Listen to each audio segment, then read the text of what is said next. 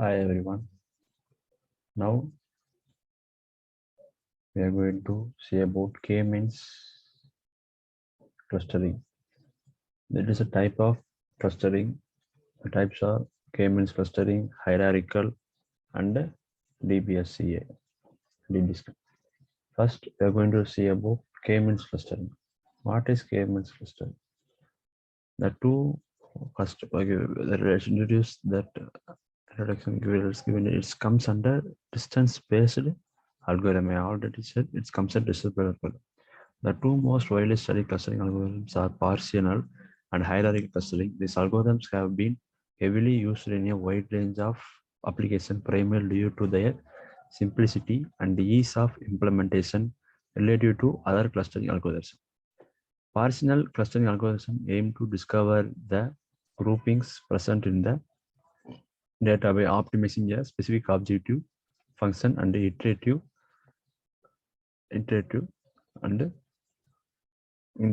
improving the quality of the partial. These algorithms generally require certain user parameters to choose the prototype points that each cluster. For this reason, they are also called prototype-based clustering algorithms and hierarchical algorithms. Hierarchical algorithms, on the other hand, approach the problem of clustering by developing a binary-based data structure called a dendrogram. So once a dendrogram is constructed, they can automatically choose the right number of clusters by splitting the tree at different levels to obtain different clustering solution for the same data set. Without rerunning the clustering algorithm again. Hierarchical clustering can be achieved in two different ways, namely bottom-up and top-down clustering. Bottom-up and top-down, you already seen introductory phase. Now I'm explaining. Though both of these approaches utilize the concept of dendrogram when clustering the data, they might yield entirely different sets of results depending on the criteria used during the clustering process. Partial methods needs to be provided with a set of initial seeds, which are then improved iteratively. Hierarchical methods on the other hand can start off with the individual data points in single cluster and build the clustering. The role of the distance metric is also different in both of these algorithms. In hierarchical clustering, the distance metric is initially applied on the data points at the base level and then progressively applied on subclusters by choosing absolute representative points for the subclusters.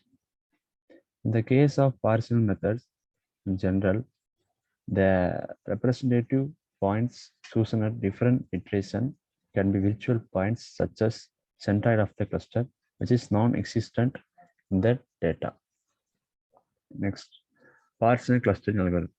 The first partial clustering algorithm that will be discussed in the section is K-means clustering algorithm. It is one of the simplest and most efficient clustering algorithm proposed in the literature of data clustering.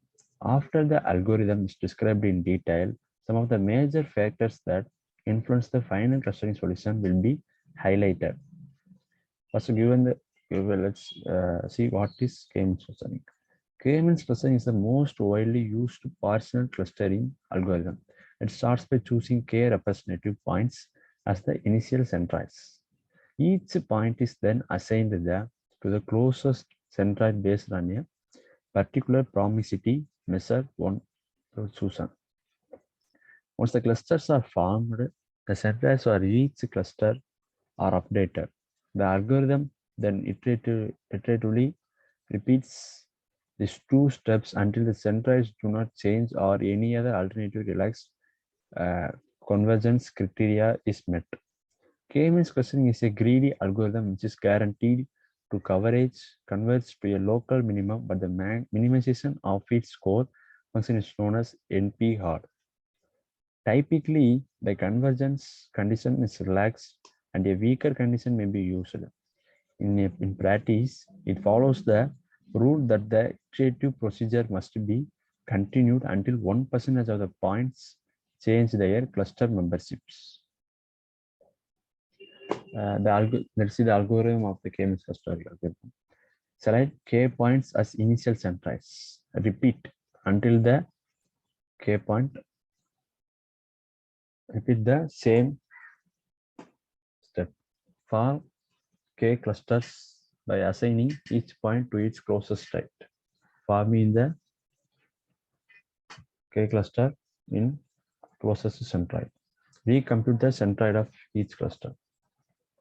We have to compute the each cluster of the centroid until convergence criterion is met.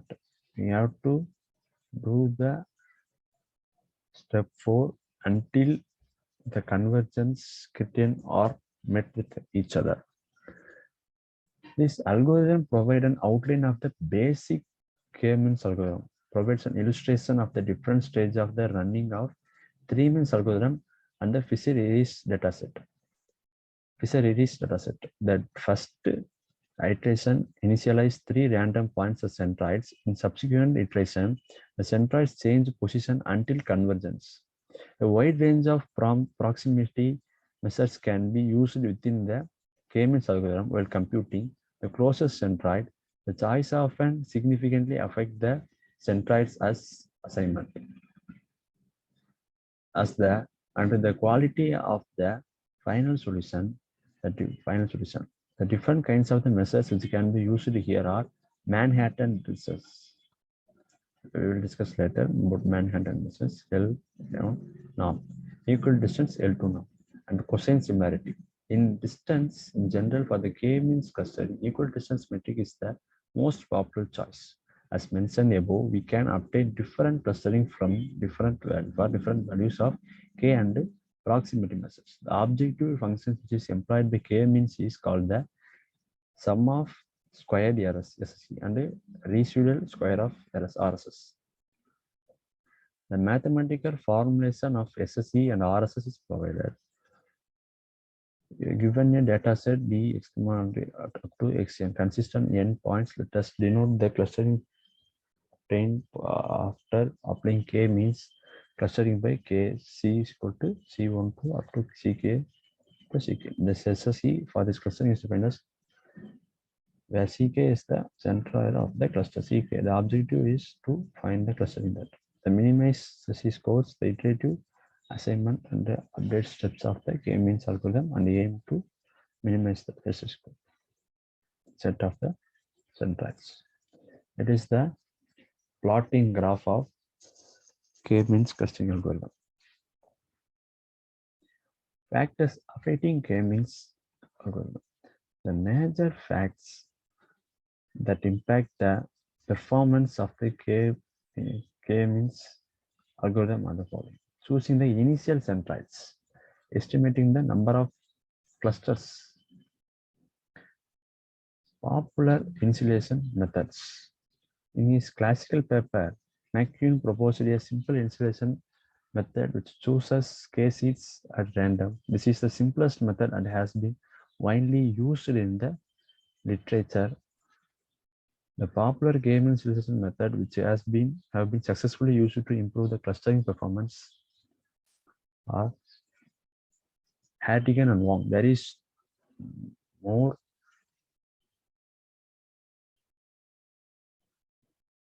Hartigan and Wong. Using the concept of nearest neighbor density, this method suggests the point. This method suggests the point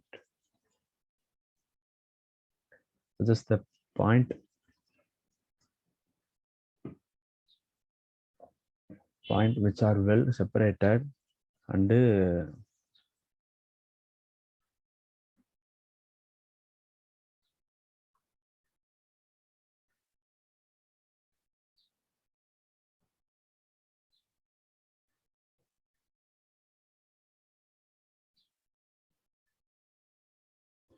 separated and have a large number of points within their surroundings.